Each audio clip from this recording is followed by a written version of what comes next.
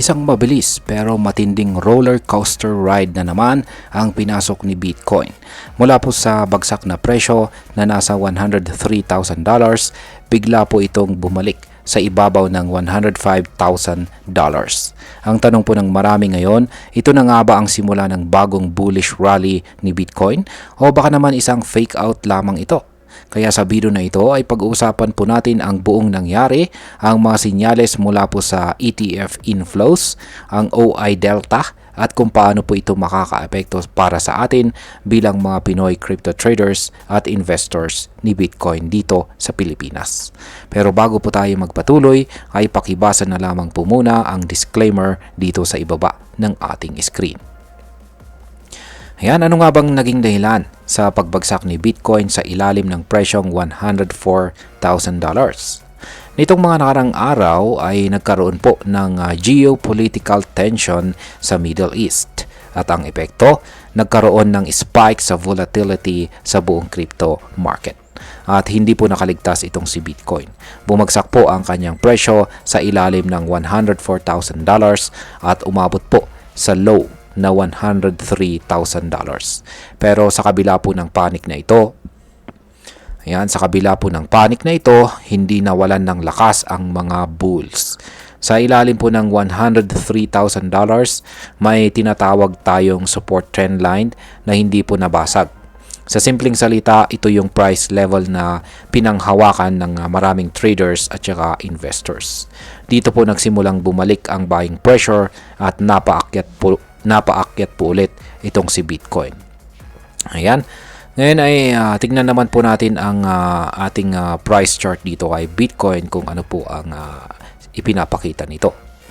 Ayan, kung titignan po natin ang 4-hour chart time frame nitong si Bitcoin ay makikita natin dito na nag-a-attempt itong si Bitcoin na lampasan ang presyong $108,000. Pero hindi po siya nagtagumpay. Nagkaroon po ng pullback, bumagsak si Bitcoin pero napigilan ito ng malakas na support sa presyong $103,000. Ang interesting po dito ay yung candlestick pattern. May mahabang wick sa ilalim ng candle, ibig sabihin ay maraming bumibili sa ibaba kaya agad tumaas ulit ang presyo. Ibig sabihin nito ay kahit bumaba ang presyo saglit, hindi ito tinanggap ng market bilang fair value. Ngayon si Bitcoin po ay nasa ibabaw ulit ng $105,000 na presyo at nagsisimula ng ipakita ang potential trend reversal. Ngayon is ano naman po ang sinasabi ng mga technical indicators? Bullish pa rin pa ba? Kaya ayan, kung titignan po natin ang technical indicators, ayan, sa chart na ito, meron po tayong technical indicators dito na MACD at saka RSI. Yung nasa pinakaibaba ay ang RSI at yung nasa ibabaw nito ay yung kanyang MACD. At medyo halo-halo po ang kanilang ipinapakitang signals. Dito po sa MACD, kasama ang signal lines, ay nasa ilalim pa ng zero line at pababa ang direksyon. Ito po ay isang bearish signal. Pero pansamantala lamang ito. Sa kabilang banda, ang RSI naman ay nagpapakita po ng panandaliang recovery ng bullish momentum. Ibig sabihin ay kahit mahina pa ang overall trend, may mga buyer na pumapasok muli sa market. Ang immediate resistance naman ngayon ay nakaabang po sa presyong $107,015. At kung mabasag po ito, ang susunod na target ay ang previous peak price na $108,681. Ngayon ay bakit po tuloy-tuloy pa rin ang pagpasok ng pera sa mga Bitcoin ETF kahit bumababa ang presyo? Ayan, ito po ang pinakakakaibang bahagi ng balita dito. Habang nagkakaroon tayo ng takot at sell-off sa retail market, ang mga institutional na investors ay tuloy-tuloy sa pagbili ng Bitcoin gamit ang spot ETF.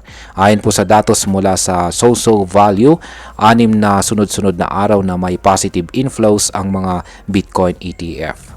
Noong June 17, ang kabuang daily inflow ay umabot po sa $216.48 million. Ang pinakamalaking bahagi po nito ay galing kay BlackRock na may $639.19 million na inflow. Ito ay sa kabila ng outflows mula sa ibang malalaking ETF providers tulad po ng Fidelity, ARK, and 21 Shares at ang Bitwise. Ngayon, ang kabuang net asset ng mga US spot Bitcoin ETF ay nasa $128.18 billion na. Ito ay katumbas po ng 6.18% ng kabuang market cap ni Bitcoin. Kaya ang tanong ngayon, kung ganito po kalakas ang tiwala ng mga malalaking player, hindi ba't sinyalis na ito ng long-term bullish sentiment? Ayan.